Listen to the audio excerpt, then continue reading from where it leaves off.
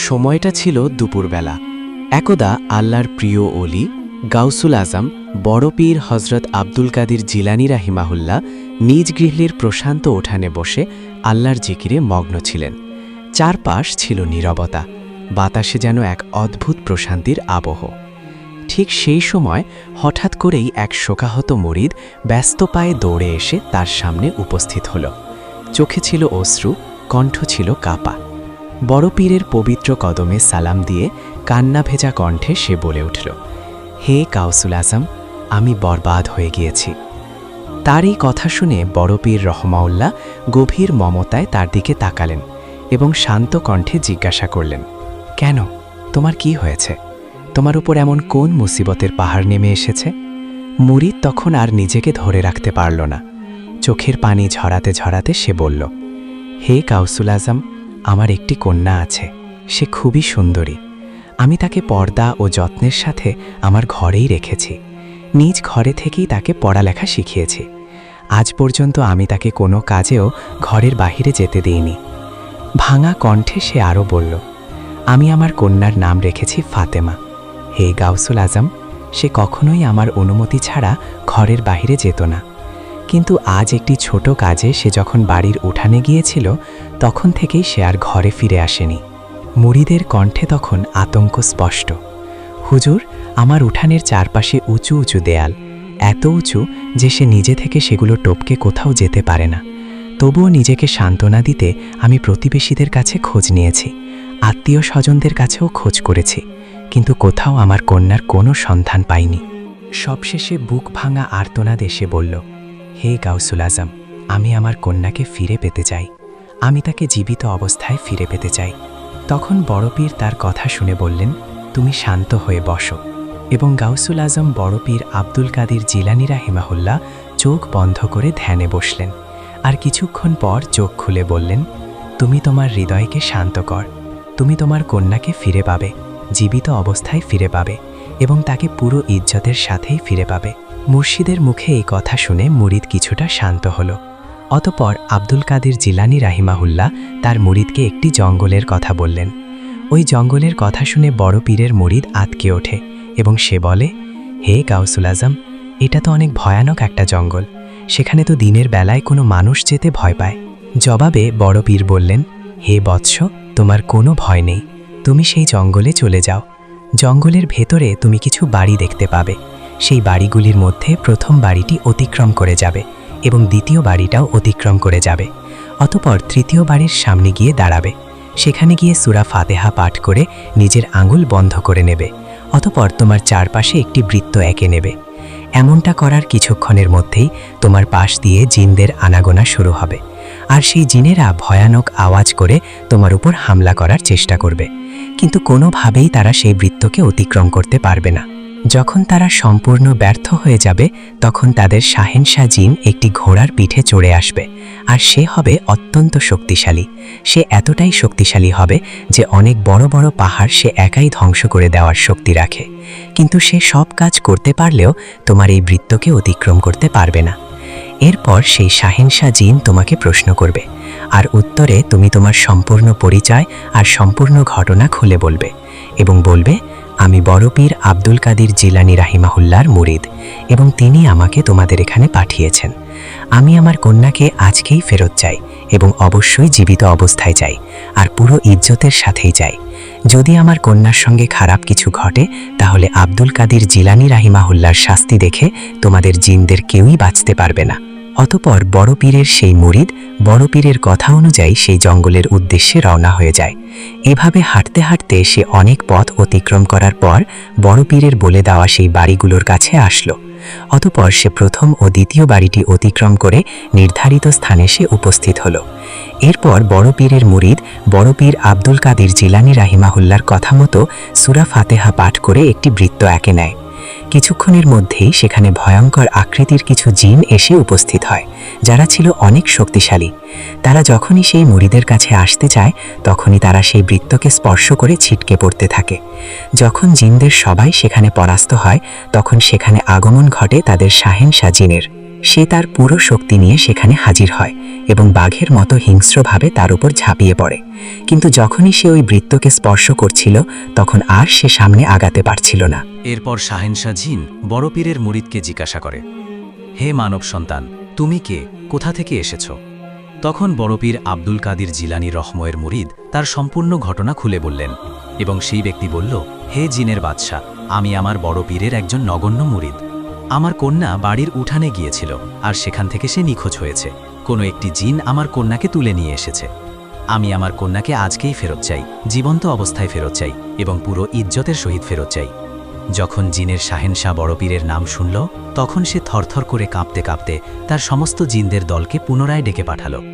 শাহেনশাহর আদেশে সবাই সেখানে এসে উপস্থিত হল। অতপর শাহেনশাহ সমস্ত জিনদের উদ্দেশ্য করে বলল, হে জিনেরা, তোমরা শোনো, এই ব্যক্তি বড় পীর আব্দুল কাদির জিলানী রহময়ের মুরিদ এবং তার কন্যা নিখোঁজ হয়েছে। আমাদের মধ্যে কোনো এক জিন তাকে তুলে নিয়ে গিয়েছে। তোমরা সবাই সমগ্র দুনিয়ার বুকে ছড়িয়ে পড়ো, সমুদ্রের গভীরে চলে যাও, মাটির গভীরে চলে যাও, যেখান থেকেই পারো এই মেয়েটিকে ফিরিয়ে নিয়ে আসো, আর যেই জিন এই কন্যাকে তুলে নিয়ে গিয়েছিল তাকেও ধরে নিয়ে এসো। অতপর জিনের বাদশাহ সঙ্গে সঙ্গে এই কথাও বলল যে, হে জিনেরা, খবরদার, আমাকে যেন এই কথা শুনতে না হয় যে তোমরা এই কন্যাটিকে খুঁজে পাওনি। কারণ এই কন্যা যদি আমাদের জিনদের কাছে না থাকত তবে বড় পীর আব্দুল কাদির জিলানী রহম কখনোই তার মুরিদকে আমাদের নিকট পাঠাতেন না। শাহেনশাহর কথা শোনা মাত্রই সমস্ত জিনেরা কন্যাটির খুঁজে বেরিয়ে পড়ল এবং তারা দুনিয়ার আনাচে কানাচে, সমুদ্রের নিচে, মাটির নিচে, জঙ্গলে, মরুভূমিতে, সমস্ত জায়গায় বড় পীরের মুরিদের কন্যাকে খুঁজতে থাকে। অনেক খোঁজাখুঁজির পর সেই মুরিদের কন্যা এবং যেই জিন কন্যাটিকে তুলে নিয়ে গিয়েছিল সেই জিনকে সহ শাহেনশাহ জিনের নিকট হাজির করা হলো। এরপর যেই জিন বড় পীর আব্দুল কাদির জিলানী রহময়ের মুরিদের কন্যাকে তুলে নিয়ে গিয়েছিল সে বলল, হে শাহেনশাহ, এই কন্যাটিকে আমি অনেক কষ্টে খুঁজে পেয়েছি। তখন শাহেনশাহ জিন উত্তরে বলল, হে কমবক্ত, তুই কি জানিস না বড় পীর আব্দুল কাদির জিলানীকে এবং তার শহর থেকে একটি মেয়েকে তুলে নিয়ে আসতে তোর একটুও ভয় করল না? জবাবে সেই জিন বলল, হে শাহেনশাহ, আমার তো এতটা সাহস নেই, কিন্তু আমি কি করব? এই মেয়েটি তার বাড়ির উঠানে খোলা চুলে দাঁড়িয়েছিল এবং সে আনমনে তার চেহারা উন্মুক্ত করেছিল। আমি তার রূপে মুগ্ধ হয়ে গিয়েছিলাম, যার কারণে আমি তাকে তুলে আনতে বাধ্য হই। তখন শাহেনশাহ জিন বলল, তুই তো পুরো জিনের কমকে বিপদের মুখে দাঁড়িয়ে করিয়ে দিয়েছিলি। এখানে যদি আজ বড় পীর নিজে চলে আসতেন তবে পুরো জিনের কমকে এই দুনিয়াতে টিকে থাকা কঠিন হয়ে যেত। এরপর শাহেনশাহ জিন একজন জল্লাদ জিনকে ডেকে পাঠালো। অতপর জল্লাদ জিন সেখানে এসে উপস্থিত হলো। শাহেনশাহ জিন জল্লাদকে হুকুম দিল, এই বেয়াদবটা বড় পীরের মুরিদের কন্যাকে তুলে নিয়ে এসেছে, এর মাথাটা শরীর থেকে আলাদা করে দাও এবং একে নিঃশেষ করে দাও, আর বড় পীরের মুরিদের কন্যাকে তার বাবার হাতে তুলে দাও। এরপর শাহেনশাহ জিন বড় পীরের মুরিদকে বলল, এই নাও, তোমার কন্যাকে সহি সালামতে তোমার কাছে ফিরিয়ে দিয়েছি এবং বড় পীর আব্দুল কাদির জিলানী রহময়ের নিকট আমাদের সালাম পৌঁছে দিও। আমি তোমার কন্যাকে পুরো ইজ্জতের সাথেই তোমার কাছে ফিরিয়ে দিলাম। এই কথা বলে শাহেনশাহ জিন চলে যাচ্ছিল। তখন সেই মুরিদ বলল, হে শাহেনশাহ জিন, আমার কিছু কথা শুনে যাও। শাহেনশাহ জিন বলল, কি বলতে চাও বল। তখন সেই মুরিদ বলল, তোমরাও কি বড় পীর আব্দুল কাদির জিলানীকে মান্য করো? এই কথা শুনে শাহেনশাহ জিন বলল, বড় পীর শুধু মানুষের শিক্ষক নন, তিনি আমাদেরও হাকিম। সুবহানাল্লাহ। একদা হযরত আব্দুল কাদির জিলানী রহম তিনি তার নিজের দরবারে উপস্থিত ছিলেন। তখন হঠাৎ করে একদল লোক যারা তাকে ঘৃণা করত তারা একজন জীবিত লোককে মৃত সাজিয়ে তার লাশকে নিয়ে বড় পীরের দরবারে উপস্থিত হলো। তারা আগে থেকেই একটি পরিকল্পনা করেছিল যে যখনই তিনি জীবিত ব্যক্তির জানাজার নামাজ পড়িয়ে দিবেন তখনই আমরা মৃতকে ইঙ্গিত দেব, আর সঙ্গে সঙ্গে সে কাফন সরিয়ে উঠে যাবে, যাতে করে আমরা এভাবে বড় পীরকে অসম্মানিত করতে পারি আর বলতে পারি যে আপনি কেমন পীর, এতটুকুই জানেন না যে এই লোক কি মৃত নাকি জীবিত। কিন্তু সেই লোকেরা এটা জানতো না যে গাউসুল আজম আব্দুল কাদির জিলানী ছিলেন ওলিদের সুলতান। সুতরাং তারা এই পরিকল্পনা নিয়ে দরবারে হাজির হলো। বড় পীর এই বিষয়ে আগে থেকেই অবগত ছিলেন, কিন্তু তবুও তিনি তাদেরকে জিজ্ঞাসা করলেন যে তোমরা এখানে কি জন্য এসেছ। তখন তারা মৃত ব্যক্তিকে দেখিয়ে বলল, হুজুর, এই লোকটি মৃত্যুবরণ করেছে আর আমরা চাই যে আপনি এর জানাজা পড়ান। বড় পীর আদের মনের খবর জানতেন, তাই তিনি তাদের কথা মতো জানাজা পড়ানোর জন্য প্রস্তুতি নিলেন। জানাজার নামাজ পড়ানোর পূর্বে বড় পীর আব্দুল কাদির জিলানী রহম লোকেদেরকে জিজ্ঞাসা করলেন, আমি কি জীবন্ত লোকের জানাজা পড়াবো নাকি মৃত লোকের? তখন তারা বলতে লাগলো, হে হজরত, এটি আবার কেমন কথা? সে যদি মৃত্যুবরণ নাই করত তাহলে আমরা আপনার কাছে জানাজার জন্য কেনই বা আসতাম? অতঃপর তাদের কথা অনুযায়ী তিনি তার জানাজার নামাজ পড়িয়ে দিলেন। বড় পীর সালাম ফিরালেন এবং সেখান থেকে সরে দাঁড়ালেন। তখন তারা বড় পীরের পাশে এসে দাঁড়ালো আর তাকে বলতে লাগলো, আপনি নাকি বড় পীর, কিন্তু আপনি তো এটাই জানেন না যে জানাজা পড়ানো হয় মৃত ব্যক্তির। আর এখানে আপনি যার জানাজা পড়ালেন সে তো একজন জীবিত মানুষ। আপনি একজন জীবিত মানুষের জানাজার নামাজ পড়ালেন, আর আপনি নাকি একজন আল্লাহর ওলি। তাহলে এই জীবিত লোকের জানাজার নামাজ কি করে পড়লেন? তখন বড় পীর বললেন, আমি তো তাকে মৃত মনে করেই জানাজার নামাজ পড়িয়েছি, যাও তাকে গিয়ে দেখো। অতঃপর যখন তারা তাদের সঙ্গীকে কাফন সরিয়ে ওঠার জন্য ইঙ্গিত করল, তখন তারা অবাক হয়ে গেল, কেননা তাদের সঙ্গী আর উঠছে না।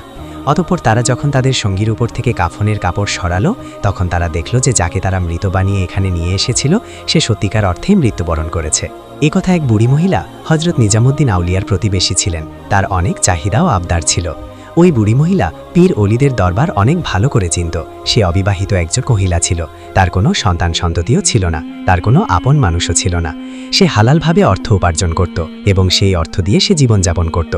সে জানত দরবেশ, ফকির আর আল্লাহওয়ালা মানুষ কারো কাছে ভিক্ষা চায় না, তাদেরকে আল্লাহই দেখেন।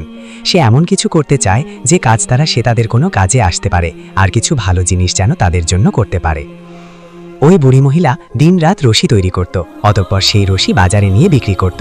তারপর সেই অর্থ দিয়ে আটা আর কিছু সবজি কিনে এনে রান্না করত। অতঃপর হজরত মেহবুবে ইলাহি নিজামুদ্দিন আউলিয়ার যত্নের জন্য সেটা তাকে দিয়ে আসত। প্রথম যেদিন মহিলা নিজামুদ্দিন আউলিয়ার জন্য খাবার নিয়ে গেল, তখন নিজামুদ্দিন আউলিয়া সে খাবার গ্রহণ করতে অস্বীকার করলেন। তিনি ওই বৃদ্ধা মহিলাকে বললেন, হে বৃদ্ধা, এই খাবারে তো তোমার নিজেরই পেট ভরবে না, তাহলে আমরা কেন আমাদের নিজেদের দায়িত্ব তোমার কাঁধে দিয়ে তোমার উপর দায়িত্বের বোঝা চাপিয়ে দিব? আমরা আল্লাহ তাআলার ইবাদত করছি, তিনিই আমাদের রিজিকের ব্যবস্থা করে দিবেন, আমাদের পালনকর্তাও তিনি। এই কথা শুনে সেই বৃদ্ধা মহিলাটি কান্না করতে করতে বলল, হে মেহবুবে ইলাহি, আমাকে আপনার সেবা করা থেকে বঞ্চিত করবেন না। আমার আমলনামায় এই ইবাদত ছাড়া আর কোনো ইবাদত নেই। আমি আপনার সেবা করে জান্নাত পেতে চাই। ওই বৃদ্ধা মহিলার কথায় এমন আকুলতা ছিল যে নিজামুদ্দিন আউলিয়া সেটি অস্বীকার করতে পারলেন না। অতঃপর নিজামুদ্দিন আউলিয়া ওই রুটিগুলো গ্রহণ করলেন। উজাইফার বয়স 100 বছর ছিল। আল্লাহ তাআলা তাকে এমন শক্তি দিয়েছিলেন যে সে তার সব কাজ নিজ হাতেই করত। হজরত নিজামুদ্দিন আউলিয়া ওই মহিলাকে বলতেন, তোমার কাজ করার দরকার নেই, আমাদের দরবেশদের কাছে যা আসবে সেখান থেকে আমরা তোমার জন্য পাঠিয়ে দেব। এই কথা শুনে মহিলাটি বলতে থাকলো, না হুজুর, আমার মন চায় আমি আপনার সেবা করতে থাকি। আমি জানি না আমার জীবনের আর কতদিন বাকি আছে, তবে আমার জীবন যতটুকুই বাকি আছে, বাকি জীবনটুকু আমি আপনার সেবা করেই কাটিয়ে দিতে চাই। নিজামুদ্দিন আউলিয়া তার যুক্তির কাছে হেরে যেতেন। ওই এলাকা ছিল গরিবদের এলাকা। নিজামুদ্দিন আউলিয়া সেই এলাকায় থাকতেন। সবাই তার কাছ থেকে দোয়া নিতে আসত। আর নিজামুদ্দিন আউলিয়া বলতো, রিজিক দেওয়ার মালিক তো আল্লাহ, আল্লাহ যে কোনো মুহূর্তে তোমাদের উপর রিজিকের খাজানা বর্ষণ করবেন। ওই বৃদ্ধা মহিলা আল্লাহ তাআলার কাছে দোয়া করত, হে আল্লাহ, আমাকে এতটুকু রিজিক দান করো যেন আমি গরিবদেরও খাওয়াতে পারি, আর কখনো যেন এই মহলে খাবার তৈরি বন্ধ না হয়। এটা কি তার দোয়া ছিল নাকি নিজামুদ্দিন আউলিয়ার প্রতি তার ভালোবাসা ছিল সেটা সে বুঝতো না, কিন্তু সে এতটুকু বুঝতো যে আল্লাহওয়ালা মানুষদের প্রতি আল্লাহর রহমত থাকে। আল্লাহওয়ালা ব্যক্তিরা তো নিজেদেরটা পরে, আগে মানুষের কথা চিন্তা করে। ওই মহিলা এভাবেই রশি বানিয়ে বাজার নিয়ে বিক্রি করত। একদিন বাজারে তার সাথে একজন ব্যক্তির দেখা হলো। ওই ব্যক্তিটি খুব বয়স্ক ছিল। ওই লোকটি বৃদ্ধা মহিলাকে বলল, তুমি এই কাজ কেন করছো? তোমার কি কোনো ছেলে নেই? মহিলাটি বলল, আমার কোনো সন্তান নেই, আমার স্বামীও নেই, আমি অবিবাহিত, আমার কোনো ভাইও নেই। ওই লোকটি আবার বলল, তাহলে তোমার কি কোনো আত্মীয় স্বজন নেই? বৃদ্ধা বলল, আমার কোনো আত্মীয় স্বজনও নেই, একমাত্র আল্লাহ তাআলা ছাড়া আমার আর কেউ নেই। তখন সেই লোকটি বলল, তাহলে তুমি কি আল্লাহর কাছে দোয়া করো না? বৃদ্ধা উত্তরে বলল, আমি আল্লাহর কাছে দোয়া করি, কিন্তু আল্লাহ তাআলা নিজেই বলেছেন পরিশ্রম করে খাও, নিজের হাতে করা উপার্জন খাও। আমি শুধু আল্লাহ তাআলাকে খুশি করার জন্যই তার নির্দেশিত পথে চলছি। তখন সেই লোকটি বলল, তুমি কি আল্লাহ তাআলাকে খুশি করার জন্যই এসব কাজ করছো? এর সাথে কি অন্য কোনো কারণ নেই? তখন বৃদ্ধা বললেন, আমার পাশে একজন বড় আলেম থাকেন, তার নাম হজরত নিজামুদ্দিন আউলিয়া। শুনেছি আল্লাহওয়ালাদের সেবা করলে নাকি জান্নাত পাওয়া যায়, তাই আমি জান্নাত পাওয়ার জন্য তার সেবা করছি। আমি উপার্জন করে খাবার বানিয়ে তার কাছে নিয়ে হাজির হই। সেখানে অনেক আল্লাহওয়ালা ব্যক্তি থাকেন, তাদের মধ্যে অনেকেই ক্ষুধার্ত থাকেন, আর এই জন্যই আমি তাদেরকে কিছু রুটি খাইয়ে পুণ্যটা অর্জন করতে চাই। তখন সেই ব্যক্তি বলল, হে বৃদ্ধা, তুমি অনেক পুণ্যের কাজ করছো। আমি দোয়া করি আল্লাহ তাআলা তোমার এই কাজ কবুল করুন, আর তোমার মনের ইচ্ছা পূর্ণ হোক। অতঃপর ওই লোকটি হঠাৎ গায়েব হয়ে গেল। মহিলা কি অবাক হয়ে গেল এই ভেবে উনি কে ছিলেন। অতঃপর বৃদ্ধা অনেক চিন্তা ভাবনার পর রশিগুলো বিক্রি করে বাড়ি ফিরে এলো। অতঃপর বাড়িতে এসে সে খাবার বানালো এবং দরবেশ হজরত নিজামুদ্দিন আউলিয়ার দরবারে খাবার পৌঁছে দিল। বৃদ্ধা মহিলাটি ভাবতে লাগলো ওই ব্যক্তিটি যেহেতু দোয়া করেছে তাহলে অবশ্যই সে অনেক টাকা পয়সার মালিক হয়ে যাবে, কিন্তু এমনটা হলো না। অতপর একদিন ওই বৃদ্ধা মহিলা রশি বিক্রি করতে বাজারে গেল, কিন্তু বাজারে তার একটি রশিও বিক্রি হয়নি, যার ফলে অন্যান্য দরবেশদের মতো সেও 4 দিন যাবৎ না খেয়েছিল। অতপর সে আল্লাহ তাআলার কাছে দোয়া করে, হে আল্লাহ, তোমার গুণী ব্যক্তিরা না খেয়ে আছে, আমাকে এতটুকু আটা দাও আমি যেন তাদের জন্য খাবার তৈরি করে তাদেরকে দিয়ে আসতে পারি। আল্লাহ তাআলা তার দোয়া কবুল করলেন এবং তার রশি বিক্রি হলো। সে রশি বিক্রির টাকা দিয়ে কিছু জবের আটা কিনল, কিন্তু তার কাছে এতটুকু টাকা ছিল না যে যা দিয়ে সে সবজি কিনতে পারত। তারপর ওই মহিলা কিছু আটা নিয়ে হযরত মেহবুবে ইলাহির দরবারে গেল এবং বলল, হে হযরত, আমি আপনার জন্য অনেক দোয়া করেছিলাম, যার ফলে আল্লাহ তাআলা আমাকে এতটুকু আটা দিলেন, কিন্তু আমার কাছে এখন এই টাকা নাই যে আমি সবজি কিনব, তাহলে এই আটা দিয়ে আমি কি করব? এই কথা শুনে হযরত মেহবুবে ইলাহি মুচকি হেসে দিয়ে বললেন, এই আটা আমাকে দিয়ে দাও। তারপর মেহবুবে ইলাহি তার এক সাগরিদকে ডাক দিলেন এবং বললেন, এই আটাটুকু নিয়ে যাও। এই বৃদ্ধা মহিলা এই আটা অনেক ভালোবেসে দিয়েছেন, ভালোবাসার উপরে তো কিছুই হয় না। মেহবুবে ইলাহির কাছে একটা পাতিল ছিল। মেহবুবে ইলাহি তার সাগরিদকে বলল, এই আটাটুকু পাতিলে ঢেলে দাও এবং এর সঙ্গে পানি মিলিয়ে দাও, যাতে করে এই আটাটুকু 40 জন দরবেশের জন্য যথেষ্ট হয়। অতপর পাতিল চুলায় বসিয়ে দেওয়া হলো। এমন সময় একজন ফকির এলো এবং সে বলতে লাগলো, কারো কাছে যদি কিছু থেকে থাকে তাহলে আমাকে দাও, আমি খুব ক্ষুধার্ত। সাগরিদ তখন পাতিলের সামনেই ছিল। দরবেশ তখন পাতিলের সামনে এসে বলল, হে আলেম, খাবার কিছু থাকলে দাও, পাতিলের মুখ খোলো, এটির মুখ কেন ঢেকে রেখেছ? আলেম সেই ফকিরের দিকে তাকিয়েছিল আর ভাবছিল, একে দেখে তো খুব ভালো মনে হচ্ছে না। অতপর আলেম হযরতের কাছে গেল এবং বলল, হে হযরত, একজন ফকির এসেছে, সে বলছে তাকেও খাবার দেওয়ার জন্য।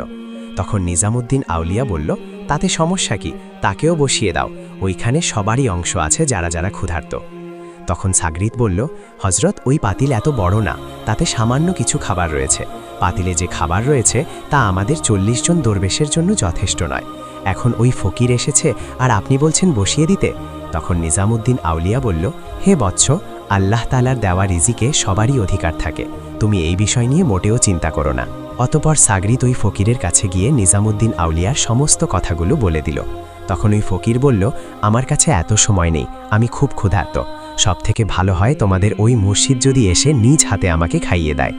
এই কথা বলে দরবেশ বসে পড়ল। সাগরিদ তখন অবাক হয়ে ওই ফকিরের দিকে তাকিয়ে রইল। অতপর সে নিজামুদ্দিন আউলিয়ার দরবারে গিয়ে হাজির হলো এবং ফকিরের সব কথা মুর্শিদকে বলল। কথা শুনে নিজামুদ্দিন আউলিয়া সেই ফকিরের কাছে গেল। ফকির তাকে দেখে বলল, হে নিজামুদ্দিন, ওই বুড়ি তোমাকে জবের আটা দিয়েছে না, যেই আটা এখন রান্না হচ্ছে, ওইটিই আমাকে তাড়াতাড়ি খাওয়াও।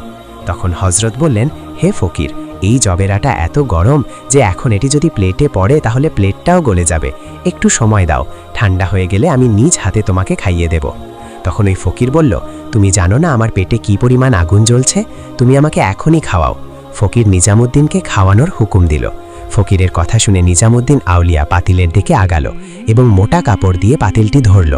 সাগরিদরা তার দিকে এগিয়ে আসতে চাইলে হযরতে মেহবুব বললেন, তোমরা থামো, মেজবানদের মেহমানদের কথা রাখতে হয়। অতপর নিজামুদ্দিন আউলিয়া ওই পাতিলটি নিয়ে ওই ফকিরের সামনে গেলেন। সেই ফকির পাতিলটি দেখে এত খুশি হলো যে পাতিলটি তার সামনে আসার পর সে ফুটন্ত গরম পানির ভেতরে হাত দিয়ে সেই জবের আটা মুখে তুলে নিল। মেহবুবে ইলাহি তাকে বারবার না করতে থাকলেন, কিন্তু সেই ফকির 3 বার এই কাজ করল। অতপর সে পাতিলটি মাটিতে আছাড় দিল। পাতিলটি ছিল মাটির, তাই সেটি মাটিতে পড়ে ভেঙে গেল। সবাই এটি দেখে অবাক হয়ে গিয়েছিল, কিন্তু মেহবুবে ইলাহি চুপচাপ দাঁড়িয়েছিলেন। অতপর নিজামুদ্দিন আউলিয়ার সাগরিদরা বলল, হে ফকির, তুমি এটি কি করলে? তুমি কি জানো এখানে কত দরবেশ কত দিন ধরে না খেয়ে ক্ষুধার্ত আছে? এই কথা শুনে ফকির বলল, আমাকে এটি বলা হয়েছিল। এই কথা বলে ফকির মেহবুবে ইলাহির সামনে গিয়ে বলল, শাইখ সাহেব, হযরত বাবা ফরিদগঞ্জে সাকার রহমত বলেন, আল্লাহ তাআলা আপনার এই উপকার দেখে বুড়ির দেওয়া এই জবের আটা কবুল করে নিয়েছেন। এখন থেকে এখানে পাতিলের পর পাতিল রান্না করা হবে, সেগুলো আপনি নিজে দাঁড়িয়ে থেকে রান্না করবেন, দেখবেন আপনার কাছ থেকে কোনো ক্ষুধার্ত ব্যক্তি না খেয়ে ফিরবে না। প্রিয় দর্শক, এখনো যদি আমাদের চ্যানেলটি সাবস্ক্রাইব না করে থাকেন, অনুগ্রহ করে সাবস্ক্রাইব করে রাখুন।